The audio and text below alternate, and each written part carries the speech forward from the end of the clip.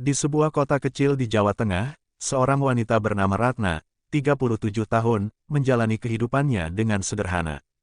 Ia adalah seorang wanita yang penuh kasih sayang, lembut, dan perhatian. Beberapa tahun lalu, ia menikah dengan seorang pria yang telah memiliki anak laki-laki bernama Arya, yang saat ini berusia 22 tahun dan tengah menempuh pendidikan di sebuah universitas.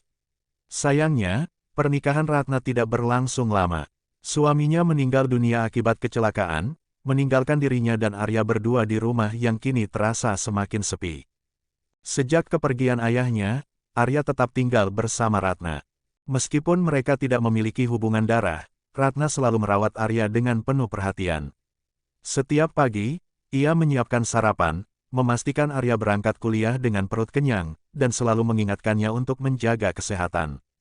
Bagi Ratna, itu adalah bentuk tanggung jawab dan kasih sayang seorang ibu. Namun, bagi Arya, semua perhatian itu perlahan berubah menjadi sesuatu yang lebih dalam, sesuatu yang seharusnya tidak ia rasakan. Awal perubahan, suatu malam, Arya pulang terlambat karena tugas kuliahnya. Hujan turun dengan deras, membuat jalanan licin dan gelap. Ketika ia sampai di rumah, tubuhnya basah kuyup dan menggigil kedinginan. Ratna yang saat itu sedang menonton televisi segera menghampirinya. "Kamu basah kuyup, Arya. Kenapa gak pakai jas hujan?" tegurnya dengan nada khawatir.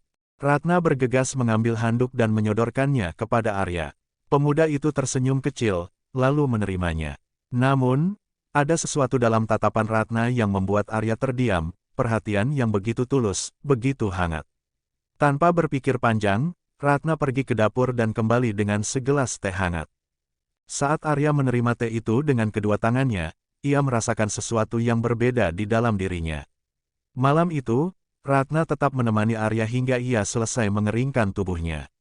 Suasana begitu hening, hanya suara hujan yang menemani mereka. Untuk pertama kalinya, Arya mulai menyadari bahwa ada sesuatu yang berubah dalam hatinya. Tatapannya terhadap Ratna tidak lagi sekadar melihat sosok seorang ibu, melainkan seorang wanita yang begitu lembut, penuh perhatian, dan selalu ada untuknya. Namun, ia berusaha mengabaikan perasaan itu.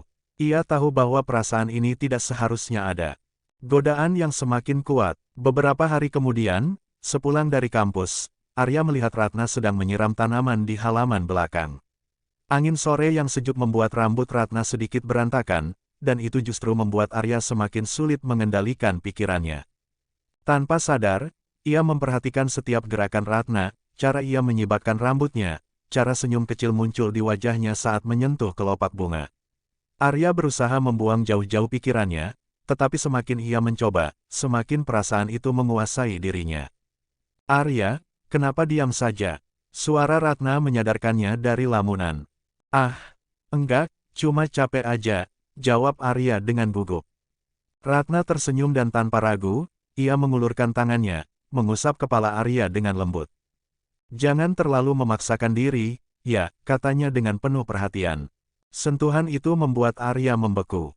Ia menatap Ratna dalam diam. Dalam cahaya senja yang temaram, wajah wanita itu terlihat begitu dekat, begitu nyata, begitu indah. Seketika, Arya tanpa sadar menggenggam tangan Ratna, menahannya agar tidak pergi. "Arya," suara Ratna bergetar. Mereka saling menatap dalam keheningan.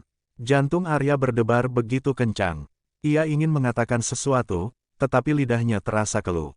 Ratna menarik tangannya perlahan dan berbalik menuju dapur, meninggalkan Arya yang masih terpaku di tempatnya. Momen yang tak terduga, beberapa hari setelah kejadian itu, Ratna jatuh sakit.